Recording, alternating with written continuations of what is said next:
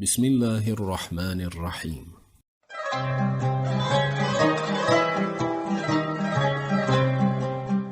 حدیثی رحمت.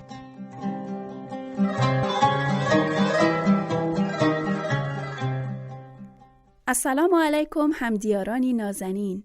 امیدوارم خوشبخت و خرسند بر قطار زندگانی روی ریل زمان در حال حرکت باشید. مدینه حیدرزاده هستم و از اینکه سعادتی همصحبتی با شما را دارم خداوند را شکر میگویم و برای همه شما عزیزان بهترین ها را آرزو میکنم.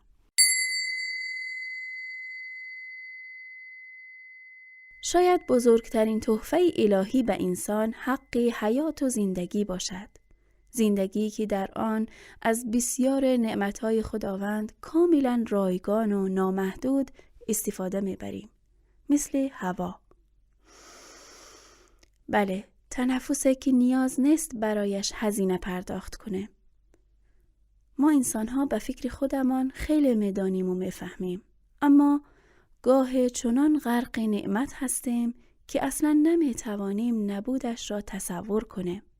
در نتیجه یادمان میرود از برای نعمتهای خداوند قدردانی و سپاسگزاری کنیم. در این روزهای سختی کرونایی که همه کشورهای دنیا به آن مبتلا گشتند، در خبرها خواندم در ایتالیا بعد از اینکه یک مردی 93 ساله از بیمارخانه مرخص می شود، با او گفته شد که هزینه یک روز دستگاه تنفسی بیمارستان را بپردازد. پیرمرد به گریه افتاد. پزشکان و پرستاران به او دلداری دادند تا به خاطر صورت حساب بیمارستان گریه نکند.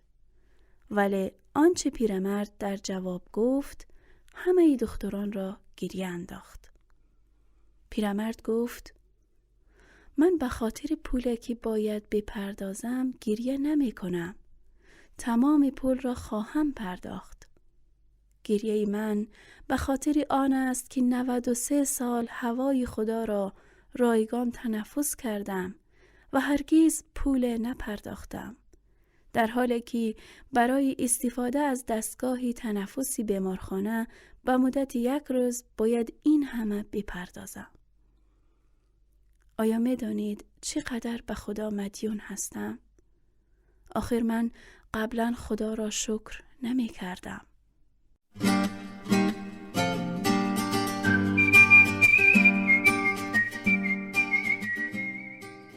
ماه رمضان بهترین ایام برای توبه و بازگشت به سمت خداوند مهربان است و اولین قدم در این راه فکر کردن است.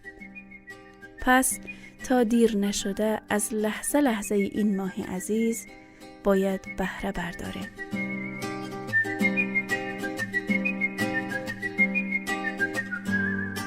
اما در ادامه دعوت میکنم تا حدیث امروز را بشنویم. این شما و این استاد گرامی نصیب الله عمروف. شهر رمضان الذي أنزل فيه القرآن هدى للناس وبينات من الهدى والفرقان. بسم الله الرحمن الرحیم.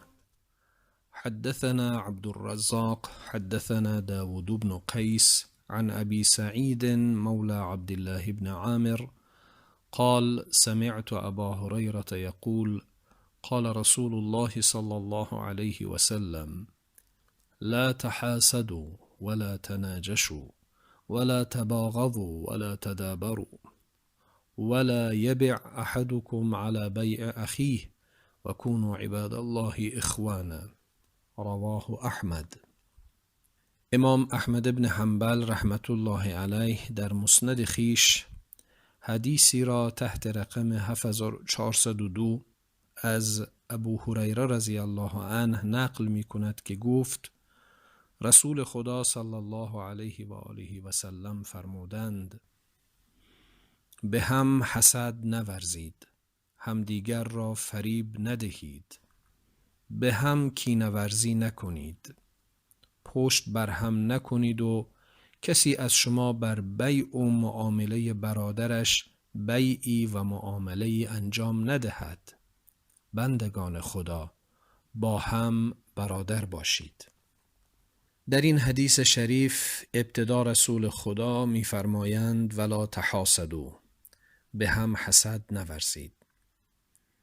حسد را چنان معنی کرده اند که آرزو و تمنای زوال و نابودی نعمتی از شخص دیگر در حالی که آن نعمت بر صلاح آن شخص باشد. اگر انسان آرزو و تمنای زوال و نابودی نعمت دیگری را نکند بلکه مثل آن را برای خیش بخواهد، آن را غبطه گویند. برای حسد معیاری را بیان کرده اند که با توجه به آن معیار هر کس میتواند تشخیص دهد که آیا حسد می‌ورزد یا غبطه می‌خورد. و آن معیار این است که حسد بر این اساس استوار است: آنچه را برای خود نخواهی برای دیگری بخواهی و آنچه را برای خود بخواهی برای دیگری نخواهی. یعنی در واقع مخالف اون حدیث مشهور و معروفی که از پیامبر نقل شده است که لا یؤمن احدکم حتی یحب لاخیه ما یحب لنفسه، که پیامبر فرمودند ایمان کسی از شما به کمال و تکامل نمی رسد تا اینکه برای برادرش آنچه برای خودش دوست دارد برای برادر دینیش هم دوست بدارد. یعنی کسی که مخالف این حدیث عمل کند در واقع او دارد حسد می ورزد.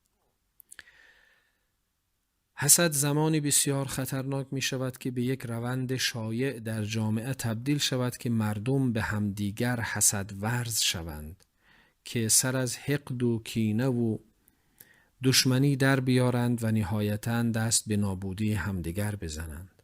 رسول خدا صلی الله علیه و آله پس از نهی از حسد ورزیدن امت خود را اینچنین مورد خطاب قرار می دهد: ولا تناجشوا. در معنای این عبارت در لسان العرب چنین گفته است: تناجش آن است که مرد قیمت و ارزش کالای خود را بلند کند در حالی که قصد فروش آن را ندارد، بلکه می‌خواهد دیگری آن قیمت غیر واقعی را بشنود و او نیز کالای خود را گرانتر کند. و شخص ناجش همان خائن را گویند. در این حدیث تمام نهی‌های رسول خدا از جمله نهی‌های صریح بوده و نهی صریح دلالت بر حرمت دارد، یعنی به عبارت دیگر دلالت بر وجوب دست نگه داشتن از موضوع نهی را میرساند. بنابراین عبارت لا تناجسوا مسلمین را صریحاً از افزودن بر قیمت واقعی کالا منع می کند، زیرا این کار زشت ضرری را در بر دارد که بر افراد جامعه اسلامی وارد خواهد شد. خیانت در هر صورتش قبیح و زشت است، هرچند در جامعه خیانت‌های مالی و معاملاتی فراوان به چشم می‌خورد که رسول خدا علیه السلام به همین خیانت مالی در این حدیث تأکید نموده است. در ادامه می‌فرماید ولا یبع احدکم علی بیع اخیه. کسی از شما بر بیع و معامله برادرش بیع و معامله انجام ندهد. این قسمت نیز فرد مسلمان را به پیروی از ارزش‌های اخلاقی در معاملات خود فرا می‌خواند.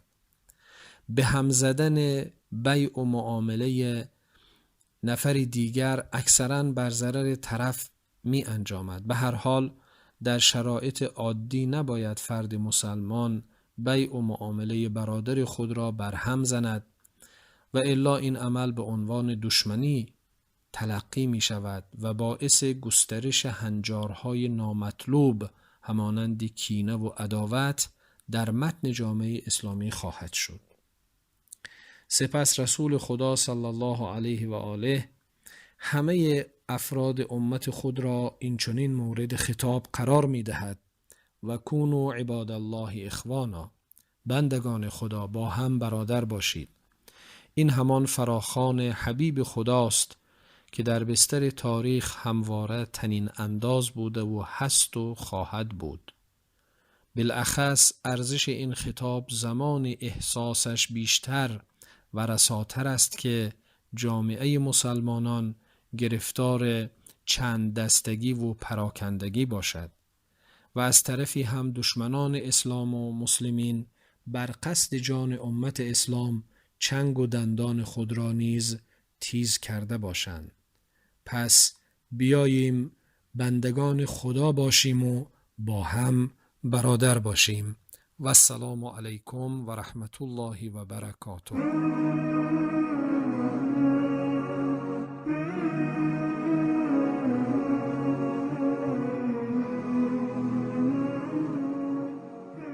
از استاد عزیز سپاسگزاریم و برایشان از خداوند سلامتی و عافیت را طلب می‌کنیم.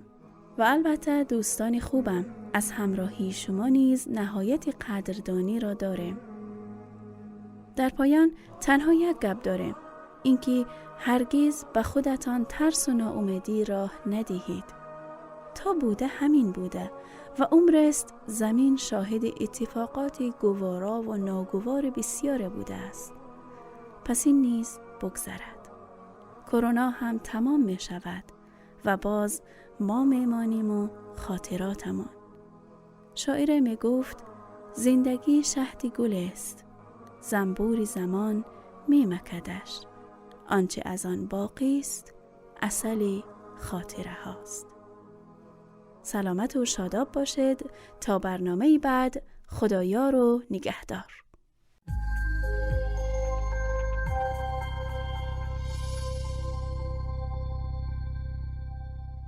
برای دریافت پادکست های بیشتر و برنامه های متنوعی رادیو مهر، ارمغان امید و آینده می توانید با واتساپ ما با شماره +90 531 623 0676 پیام دهید و با ما در ارتباط باشید.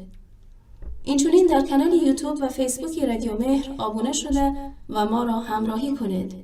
www.radiomehr.org